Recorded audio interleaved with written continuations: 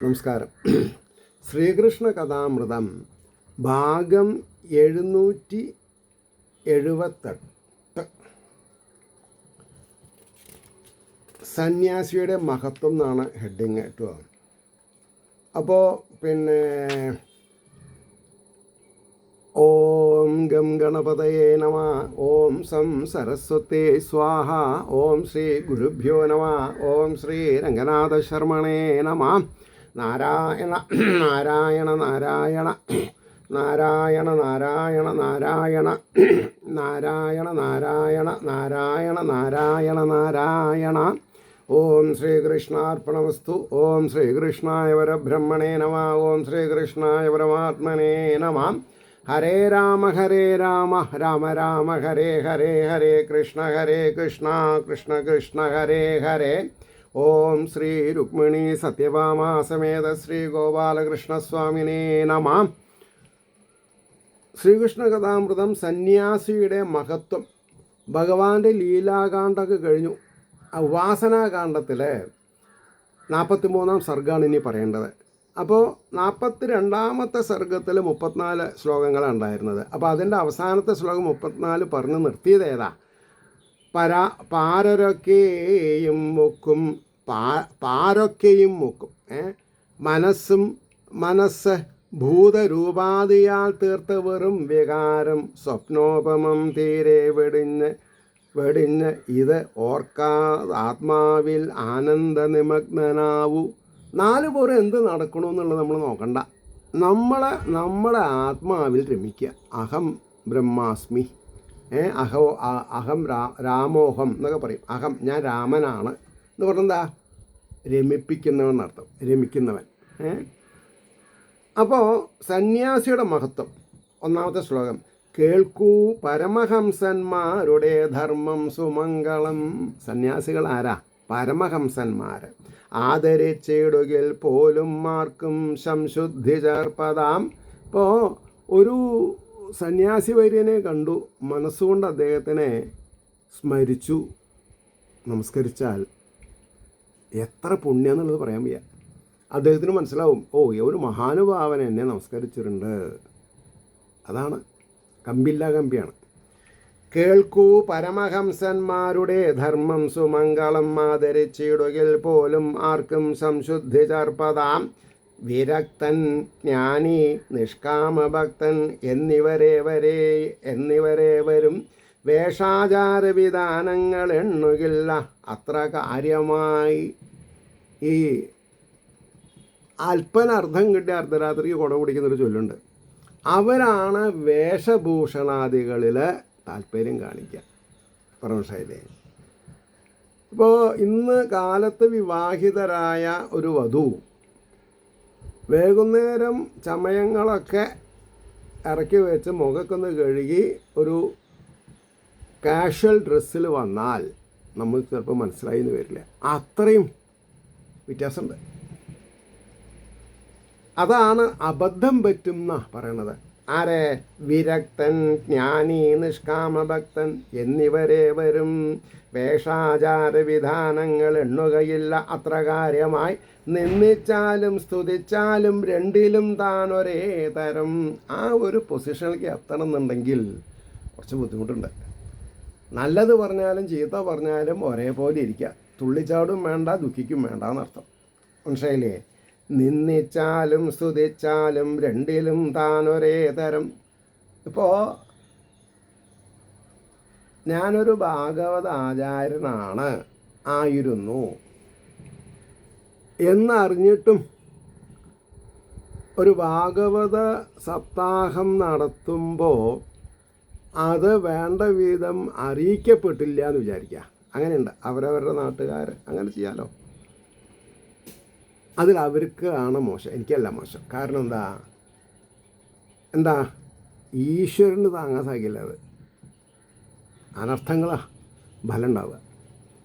അതാണ് നമ്മളെപ്പോഴും പ്രാചീന കൈങ്കാര്യം അങ്ങനെ ഒന്നുണ്ട്. പ്രാചീന എന്ന് പറഞ്ഞാൽ നവനവം നല്ല അർത്ഥം പറഞ്ഞതിന്. അത് എന്തിനു വേണ്ടിയിട്ടാണ് എന്ന് ചോദിക്കുകയാണെങ്കിൽ വ്യവസ്ഥാപിതമായ രീതിയിൽ കാര്യങ്ങൾ നടക്കണം. ഒരു വാക്ക് ചോദിച്ചാൽ മഴ പെയ്യുന്ന കൂട്ടത്തിൽ ഉപദേശങ്ങൾ കൊടുക്കാം. അങ്ങനെയാണ്. അത് വേണ്ടാന്ന് വെച്ചാൽ പിന്നെ എന്താ ചെയ്യുക? ഒന്നും ചെയ്യാൻ പറ്റില്ല. അതുകൊണ്ടാണ് പറഞ്ഞത് അപ്പോൾ പറഞ്ഞു, നിന്ദിച്ചാലും സ്തുതിച്ചാലും രണ്ടിലും താൻ ഒരേ തരം വെറും പൈതങ്ങളെ പോലെ മോദമാർന്നീടും ഉത്തമൻ. നമ്മൾ സന്തോഷിക്കുക.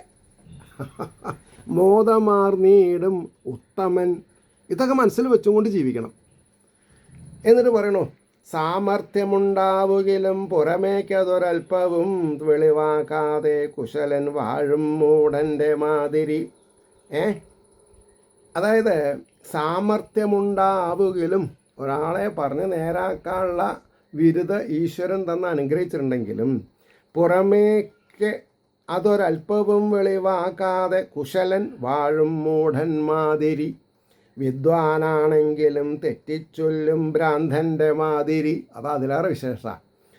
വിദ്വാനാണെങ്കിലും തെറ്റിച്ചൊല്ലും ഭ്രാന്തൻ്റെ മാതിരി. വേദാന്തനിഷ്ഠനായാലും വാഴും ആചാരഹീനനായി. അവിടെ എത്തിക്കഴിഞ്ഞവന് ആചാരം വേണ്ടെന്നാ. ആചാരഹീനനാണെങ്കിലും പ്രശ്നമില്ല. കാരണം എന്താ? ഇവൻ എത്തേണ്ടടുത്ത് എത്തി, ഇവന് കിട്ടേണ്ടത് കിട്ടി, ഇവൻ സന്തുഷ്ട ഹൃദയനായിട്ടിരിക്കുക. അത് പുറത്തേക്ക് കാണില്ല. അതുകൊണ്ടാണ് പറഞ്ഞത്. അപ്പോൾ പറയണു, പാഖണ്ഡിയും താർക്കികനും ആകാം. പാഖണ്ഡി എന്ന് പറഞ്ഞാൽ എന്താ? മത്സ്യം, മാംസം, മധുപാനം ചെയ്യുന്നവരെയാണ് പാഖണ്ഡി എന്ന് പറയാം. അവരാണിപ്പോൾ ജാസ്തി. അത് സാരമില്ല. താർക്കികനുമാകാം. ഇത് രണ്ടും ആവാൻ പാടില്ല. വേദം ദുഷിച്ചിട. വേദത്തെ ദുഷിക്കരുത്. വെറും വാദവിവാദത്തിൽ ഒരു പക്ഷവും മാർന്നിടാ. ഒരു ഭാഗത്തും ചെയ്യരില്ല. എന്താണെന്ന് പറയുക, ഞാൻ ചേമ്പിൻ്റെ ഇലയിലുള്ള വെള്ളം പോലെ എന്നർത്ഥം. ചേമ്പിൻ്റെ ഇലയിൽ വെള്ളം നിൽക്കില്ല. താമരയുടെ സദൃശ. ആരെയും താൻ വെറുക്കില്ല. ഉള്ളിൽ ആരെയും വെറുക്കില്ല. എന്നാൽ ഇഷ്ടമില്ലാത്തവരെ കണ്ടാൽ വഴിമാറി നടക്കും. കാരണം എന്താ? ചളി കണ്ടാൽ മാറി നടക്കണമെന്ന് പറയുന്നുണ്ട് വേദം. അത്രയേ ഉള്ളൂ. കാല് അശുദ്ധാക്കണ്ടല്ലോ. ഒരു പാറ്റ് കിട്ടുകയാണെങ്കിൽ നല്ലവൻ്റേത് കിട്ടണം. ദുർജനങ്ങളുടെ പാറ്റാവരുത്. അത് നമ്മുടെ ശരീരത്തെ നെഗറ്റീവായിട്ട് ബാധിക്കും. ആരെയും താൻ വെറുക്കില്ല, വെറുപ്പിക്കില്ല ഒരാളെയും ക്ഷമിക്കും, തന്നെ നിന്ദിക്കാ പകരം മഹാൻ. പകരം നിന്ദിക്കണ്ട, ഒഴിഞ്ഞു പോകാലോ അല്ലേ? ക്ഷമിക്കും, തന്നെ നിന്ദിക്കാ പകരം മഹാൻ. ദേഹം ഓർത്തും മൃഗം പോലെ കലഹിക്കായക മാനുഷൻ. ഈ ശരീരം മനുഷ്യൻ്റെ ആണല്ലോ. അപ്പോൾ പിന്നെ മൃഗങ്ങളെ പോലെ ആവാൻ പാടില്ല. ബുദ്ധിയുണ്ടെങ്കിൽ നിന്ദാവാ കരുള ഒരാളും മുര ചെയ്തിടാ. ബുദ്ധി ഉണ്ടെങ്കിൽ, ബുദ്ധി ഇല്ലാത്ത, അപ്പോൾ പിന്നെ നിന്ദാവാക്ക് ഉച്ചരിക്കുന്നവർക്ക് ബുദ്ധി ഇല്ലാത്തവരെന്നാ. അതാർക്കേ അറിയുള്ളൂ? ഇത് ഈ പോയിൻ്റ് തത്വങ്ങൾ മനസ്സിലാക്കിയവർക്കേ അറിയുള്ളൂ. അവരെന്ത് ചെയ്യും? മൗനം മുണ്ടാണ്ടിരിക്കും. ആവിധം ചെയ്യുവോൻ കോപാർഹനല്ല ദയനീയനാം. തെറ്റ്, അതായത് വിവരമില്ലാണ്ട് ഒരാൾ ചെയ്താൽ അവനെ നേരാക്കാൻ നമ്മളെ കൊണ്ട് സാധിക്കില്ല. അപ്പോൾ മിണ്ടാണ്ടിരിക്കുക. ആവിധം ചെയ്യുവോൻ കോപാർഹനല്ല ദയനീയനാം. അവനോട് കോപിക്കരുത്. കാരണം അവൻ മിണ്ടാപ്രാണി പോലെ അല്ലേ? എരുമ, പോത്ത് എത്ര അടിച്ചാലും അവർക്ക് ബുദ്ധിയുണ്ടോ? ഇല്ല. അങ്ങനെയാണ്. അത് വിചാരിച്ചിട്ട് അവരെ അടിക്കാൻ പാടുമോ? അടിക്കാൻ പാടില്ല. തല്ലരുത്, തലോടി കൊടുക്കണം. അപ്പോൾ കരുണയാന്ന് മനസ്സിലാക്കാനുള്ള ബുദ്ധി അവർക്കുണ്ട്. അപ്പോൾ ആത്മാവൊന്ന്, അപ്പോൾ പറഞ്ഞു കാരണം, അപ്പോൾ പറഞ്ഞു ആവിധം ചെയ്യുവൻ കോപാർഹനല്ലാദയനീയനാം മതിമാൻ ഈ വിധം ലോകവ്യവഹാരങ്ങളേതിലും കാരണം കണ്ടു സർവത്ര ശാന്തനായി തന്നെ വാണിടും. ശാന്തത എന്നുള്ള ആളെ ശാന്തത കൈവിടരുത്. മറ്റുള്ളവരെന്ത് ചെയ്തു എന്നുള്ളത് നമ്മൾ നോക്കേണ്ട ആവശ്യമില്ല. നമ്മുടെ ശാന്തത നമ്മുടെ കയ്യിലിരിക്കട്ടെ. ആത്മാവൊന്നല്ലയോ? അതെ, സജ്ജനങ്ങളിലും ദുഷ്ടന്മാരിലും ആത്മാവൊന്നാ. ആത്മാവൊന്നല്ലയോ? ദേഹമോർക്കുകിൽ പഞ്ചഭൂതവും. ഈ ദേഹം പഞ്ചഭൂതമാണ്. ഓരോരുത്തരും പൂർവജന്മത്തിൽ ചെയ്തിട്ടുള്ള കർമ്മങ്ങൾ അനുഭവിക്കത്തക്ക വിധത്തിലുള്ളതാണ്. ഒരുപോലെ ദേഹമാവില്ല. ചിലവർ 1 കിലോമീറ്റർ നടക്കാൻ പ്രാപ്തി ഉണ്ടാവും, ചിലവർ 10 കിലോമീറ്റർ നടക്കാൻ പ്രാപ്തി ഉണ്ടാവും, ചിലവർക്ക് ഊണ് കഴിക്കാണ്ട രസം ഉണ്ടാവും. അങ്ങനെയുണ്ട്. ചിലവർ ഊണ് കഴിച്ചാലും അതിൻ്റെ രസം അനുഭവിക്കാൻ കഴിവില്ലാത്തവരുണ്ട്. അപ്പോൾ ആത്മാവൊന്നല്ലയോ ദേഹമോർക്കുകിൽ പഞ്ചഭൂതവും ഈ വിധം തത്വമോർക്കാതെ കലകിപ്പൂവറും ജനം. ഹരേന്ന് എഴുതി വെച്ചിട്ടുണ്ട് അവിടെ. ഈ തത്വങ്ങൾ ഈ വിധം തത്വം ഓർക്കാതെ കലകിപ്പൂവറും ജനം.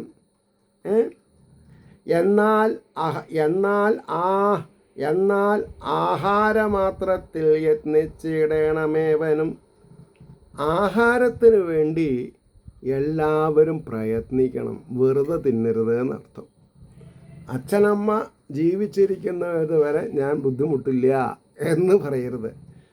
ഞാൻ ജീവിക്കുന്നിടത്തോളം കാലം എൻ്റെ അച്ഛനമ്മമാർ ബുദ്ധിമുട്ടില്ല എന്ന് നമ്മൾ പറയാൻ സാധിക്കണം. അതുകൊണ്ടാണ് പറഞ്ഞത് എന്നാൽ ആഹാരമാത്രത്തിൽ യത്നിച്ചിടണം ഏവനും മുക്തി സാധനമാം ദേഹം നിലനിർത്തേണ്ടതാകയാൽ. എന്തിനാ ശരീരം രക്ഷിക്കണം സംരക്ഷിക്കണം എന്ന് പറഞ്ഞത്? മുക്തിക്ക് കാരണം ശരീരം. അത് മനസ്സിലാക്കാതെ കൊണ്ട് ആണ് കുറേ ആൾക്കാർ ഇങ്ങനെ പെരുമാറുന്നത്. സാരമില്ല. എന്നാൽ ആഹാരമാത്രത്തിൽ യത്നിച്ചിടണം ഏവനും മുക്തി സാധനമാം ദേഹം നിലനിർത്തേണ്ടതാകയാൽ നല്ലതോ ചീത്തയോ കിട്ടുന്നതു കൈക്കൊള്ളണം മുനി. നല്ലതേ കിട്ടാവൂന്ന് ഷഡിക്കരുത്. ചീത്ത കിട്ടിയാലും മണത്ത് നോക്കാണ്ട് കഴിക്കണം എന്നാ. അപ്പോൾ ഇന്ദ്രിയങ്ങളെ ജയിക്കണം, മണത്തിന് ജയിക്കണം. അപ്പോഴല്ലേ അങ്ങനെ ആഹരിച്ചത് കൊണ്ട് കുഴപ്പമില്ല, വേണ്ടത്ര കുറച്ച് ആഹരിച്ചാൽ മതി, ജീവൻ കിടക്കാനുള്ളത് ആഹരിച്ചാൽ മതി. അപ്പോൾ നല്ലതോ ചീത്തയോ കിട്ടുന്നത് കൈക്കൊള്ളണം മുനി. നന്ദിക്കുകയില്ല നിന്ദിച്ചിടുകയും ചെയ്തിടാമഹൻ. അതായത് നന്ദിക്കില്ല എന്ന് പറഞ്ഞാൽ താങ്ക്സ് എന്ന് പറയില്ല. മഹാന്മാർ താങ്ക്സ് പറയേണ്ട ആവശ്യമില്ല. അവർക്ക് കൊടുത്താൽ തന്നെ നമുക്ക് പുണ്യായി, അവരൊന്നും പറയണ്ട. പിന്നെ നിന്ദിച്ചിടുകയും ചെയ്തിടാമഹൻ മഹാൻ. ഇപ്പോൾ കുറഞ്ഞൊന്നും പറയാൻ പാടില്ല. അവരുടെ വിഷയം കൈക്കൊള്ളും സ്വാലയും തോർത്തും നിലവും പട്ടുമെത്തയും. കൈക്കൊള്ളും സ്വാലയും തോർത്തും എന്താ തന്നത് അത് സ്വീകരിക്കുക. നിലവും പട്ടുമെത്തയും വിധിയോർത്തല്ല കുളിയും ജപവും നിയമങ്ങളും. വിധി ഓർത്തിട്ടാവരുത്. എങ്ങനെയൊക്കെ സാധിക്കുക അങ്ങനെയൊക്കെ, അതാണ് അന്നത്തെ വിധി എന്ന് വിചാരിച്ചാൽ മതി. ജ്ഞാനി ചെയ്വതു ലീലയ്ക്കായെന്നും ഞാൻ ചെയ്തിടും വിധം. അറിവുള്ളവൻ ചെയ്തത് എന്നെപ്പോലെ ലീലയ്ക്ക് വേണ്ടിയിട്ട്. ലീലയ്ക്ക് എന്ന് പറഞ്ഞാൽ അടുത്ത വീട്ടിലെ ലീലയ്ക്കല്ല, വിനോദത്തിന് വേണ്ടിയിട്ടെന്ന് അർത്ഥം. ലീലാ വിനോദം എന്നാ പറയാം. ജ്ഞാനി ചെയ്വതു ലീലയ്ക്കായെന്നും ഞാൻ ചെയ്തിടും വിധം. ആത്മാവായൊക്കെയും കാൺമോൻ വിധിക്കടിമയായി വരാം. അതാണ് ആത്മാനുസന്ധാനം ചെയ്യുമ്പോൾ വിധി നോക്കേണ്ട ആവശ്യമില്ല. അങ്ങനെയാണ്. ഇതൊക്കെ എബോവ് ആവറേജ് ഡിസ്റ്റിങ്ഷനാണ്. അപ്പോൾ വിധിക്കടിമയായി വരാ. ആവിധം തോന്നിയാൽ പോലും ബന്ധനാവുകയില്ലവൻ. ബന്ധനാവുക എപ്പോഴാ? ഒരു കാര്യത്തിൽ അടിമത്വം വിചാരിക്കുമ്പോൾ. ഇതല്ലല്ലോ. ആവിധം തോന്നിയാൽ പോലും ബന്ധനാവുകയില്ലവൻ. ആവശ്യത്തിന് തൊട്ടാകെ ഉപേക്ഷിക്കായിക മാത്രമാം. ആവശ്യത്തിന് അതൊട്ടാകെ ഉപേക്ഷിക്കായിക മാത്രമാം. ദേഹവാസനം എന്നിൽ താനവൻ ചേരും അസംശയം. ദേഹവാസനം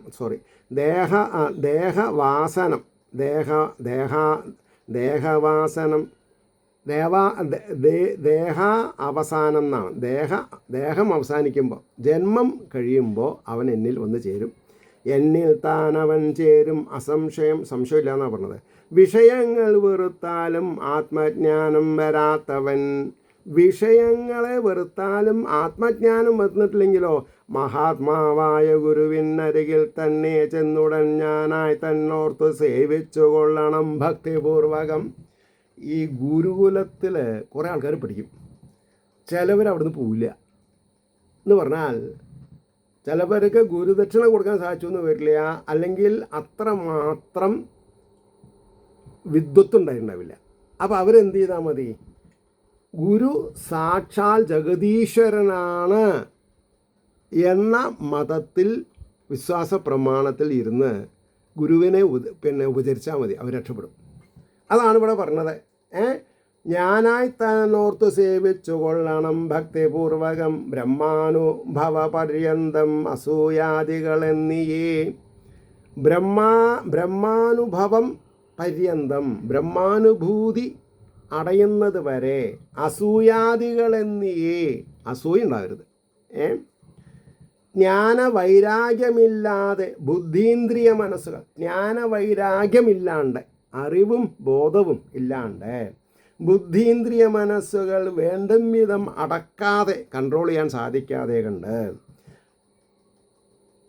ബുദ്ധീന്ദ്രിയ മനസ്സുകൾ വേണ്ടും വിധം അടക്കാതെ വെറും കാഷായമേന്തുകിൽ, വെറുതെ പൊങ്ങച്ചത്തിന് വേണ്ടി സന്യാസാശ്രമത്തിൻ്റെ ദണ്ടും ആടയാഭരണങ്ങളും, അങ്ങനെ പറയാം, തലയിൽ ഒരു പൊട്ട് ഒക്കെ പുതച്ച് അതിലൊരു പിന്നെന്താണെന്നാ പറയുക, രുദ്രാക്ഷമാല ഒക്കെ ഇട്ട് കഴുത്തിൽ രുദ്രാക്ഷമാല, അത് അങ്ങനെയൊക്കെ വേഷവിധാനങ്ങളോട് കൂടിയിട്ടെന്ന് പറയാം. വഞ്ചിക്കുകയാണവൻ തന്നെ മാത്രമല്ല ഓർക്കിലെന്നെയും, തന്നെ അവൻ വഞ്ചിക്കുകയാണ് മാത്രമല്ല എന്നെയും വഞ്ചിക്കുന്നുണ്ട് എന്നർത്ഥം. ആരെ? ഭഗവാനും വഞ്ചിക്കാന്നാണ് പറഞ്ഞത്. ഇതൊക്കെ എന്തിനാ ഇത്ര പളിച്ചനെ എഴുതണത്? ഇതേമാതിരിയുള്ള അപകടങ്ങൾ നമ്മളിൽ നിന്നുണ്ടാവരുത്. അതന്നെ, വഞ്ചിക്കുകയാണവൻ തന്നെ മാത്രമല്ല ഓർക്കിൽ എന്നെയും, ധർമ്മത്തെയും നാടിനെയും അഖില ഭ്രഷ്ടനാണവൻ, ധർമ്മത്തിനും ഭ്രഷ്ടനായിട്ട് തീരവൻ, ധർമ്മത്തെയും നാടിനെയും അഖില ഭ്രഷ്ടനാണവൻ. കേൾക്കൂ സന്യാസിക്കു വേണ്ടും മുഖ്യധർമ്മം അഹിംസയും. ഈ അഹിംസ എന്ന് പറഞ്ഞാൽ വെറുതെ വധിക്കാന്ന് മാത്രമല്ല, ഒരാളെ നിരാകരിച്ചാൽ വധിച്ച ആൾ. ഇപ്പോൾ സമയം വഴുകി, ഒരാൾ നമസ്കരിക്കുകയാണ്, അയാളെ ശ്രദ്ധിക്കാണ്ടിരുന്നാൽ ബുദ്ധിമുട്ടായി. സന്യാസിക്ക് സമയബന്ധത ആവശ്യമില്ല.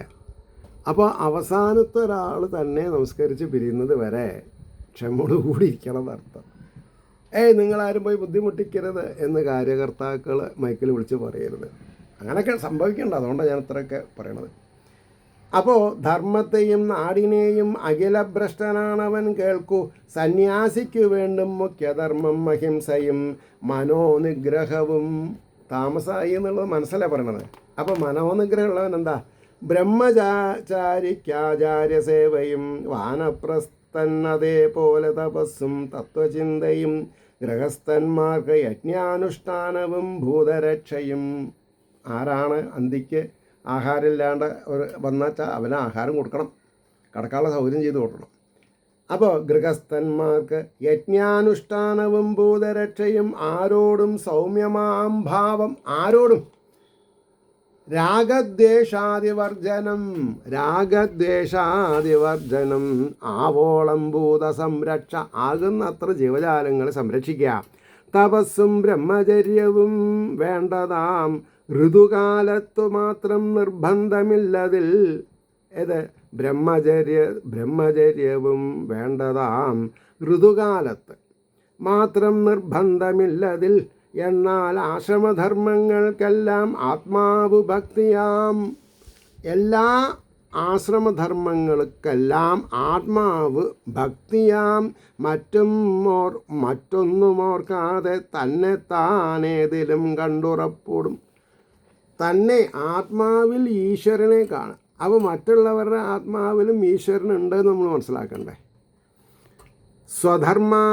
സ്വധർമ്മം ആചരിക്കുന്നോൻ വിളങ്ങും ദൃഢഭക്തിയാൽ. സ്വധർമ്മം ഈശ്വരാനുഭൂതിക്ക് വേണ്ടി പരിശ്രമിക്കുക. എൻ്റെ കടമയാണ്, കടപ്പാടാണെന്ന് മനസ്സിലാക്കിയാൽ രക്ഷപ്പെടാവുന്നതേ ഉള്ളൂ. രക്ഷപ്പെടും, വേറെ ഒന്നുകൊണ്ട് രക്ഷപ്പെടാൻ പറ്റില്ല. സ്വധർമ്മം ആചരിക്കുന്നോൻ വിളങ്ങും ദൃഢഭക്തിയാൽ. അഖിലേശ്വരനാം എന്നിൽ അത്തരം പ്രേമവായ്പിനാൽ. അഖിലേശ്വരനായിരിക്കുന്ന ഭഗവാനിൽ പരമപ്രേമം ഉണ്ടാവണം. അപ്പോൾ കാമുകിക്ക് കാമുകനോടും കാമുകന് കാമുകിയോടും ഉണ്ടാവുന്നത് തുച്ഛമായിട്ടുള്ള ശരീരബന്ധം. ഇതങ്ങനല്ല, ആത്മബന്ധം. അതുകൊണ്ടാണ് അഖിലേശ്വരനാം എന്നിൽ അത്തരം പ്രേമവായ്പിനാൽ സൃഷ്ട്യാദിഹേതുവാം എന്നെ, സൃഷ്ടി, പരിപാലനം, ലയനം, ഇതൊക്കെയാണ് എൻ്റെ ജോലി അല്ലേ. സൃഷ്ട്യാദിഹേതുവാം എന്നെ തന്നെ അമ്പാർ നണഞ്ഞിടും, ഏത് വിധത്തിലും എന്നിൽ വന്ന് ചേരാതെ കണ്ടിരിക്കില്ല. മോക്ഷം ഉറപ്പാണെന്നർത്ഥം. ഈ മട്ടിലാം സ്വധർമ്മങ്ങൾ കൊണ്ടു ശുദ്ധമനസ്കനായി, ഈ മട്ടിൽ സ്വധർമ്മങ്ങൾ, ഈശ്വരോപാസനയാണ് സ്വധർമ്മം, കൊണ്ട് ശുദ്ധമനസ്കനായി ജ്ഞാനവിജ്ഞാന സമ്പത്താർന്ന് എന്നെ പ്രാപിപ്പതാം ക്രമം. ഭക്തിജ്ഞാന വൈരാഗ്യങ്ങളെ കൊണ്ട് ജ്ഞാനവിജ്ഞാന സമ്പത്താർന്ന് എന്നെ പ്രാപിപ്പതാം ക്രമം. വർണ്ണാശ്രമാദി ധർമ്മങ്ങളെല്ലാം സ്വർഗാദി സാധകം.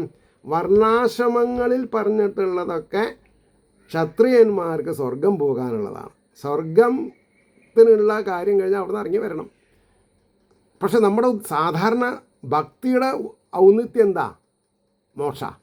അത് നിഷ്കാമാവും വേണം, അത് കാമിച്ചുകൊണ്ടാവരുത്. അപ്പോൾ വർണ്ണാശ്രമാദി ധർമ്മങ്ങളെല്ലാം സ്വർഗാദി സാധകം. അതേ ധർമ്മം ഭക്തിയുക്തമായാൽ മോക്ഷൈക കാരണം. അതേ ധർമ്മം ഭക്തിയുക്തം, ഭക്തിയോട് കൂടിയിട്ടാണെങ്കിൽ മോക്ഷമായി. ഇനി അതിൽ അവസാനത്തെ ശ്ലോകം 30. ഈ വണ്ണം മുര ചെയ്തേൻ ഞാൻ ഭക്തിമാർഗത്തിലൂടവേ, സ്വധർമാചാരശീലന്മാരെന്നെ പ്രാപിപ്പതാം വിധം. ആരാണ് ഈശ്വര പ്രേമത്തോടുകൂടി, ഈശ്വരനെ പ്രേമത്തോടുകൂടി സ്വധർമാചാരശീലന്മാരായിട്ടിരിക്കുന്നത്, അവരെ എന്നെ പ്രാപിക്കാതെ കണ്ടിരിക്കില്ല. ഇതി ശ്രീകൃഷ്ണകഥാമൃതേ കലികൽമഷനാശനേ ഉപാസനാകാണ്ഡേ ത്രിചത്വാരി സർഗഃ സർവത്ര ഗോവിന്ദനാമ സങ്കീർത്തനം. ഗോവിന്ദ ഗോവിന്ദ. ഇനി അടുത്ത സർഗം ജ്ഞാനവും വിജ്ഞാനവും. ജ്ഞാനം എന്ന് പറഞ്ഞാൽ എന്താ, വിജ്ഞാനം എന്ന് പറഞ്ഞാൽ എന്താ? ഞാൻ ആലോചിക്കുകയാണ്.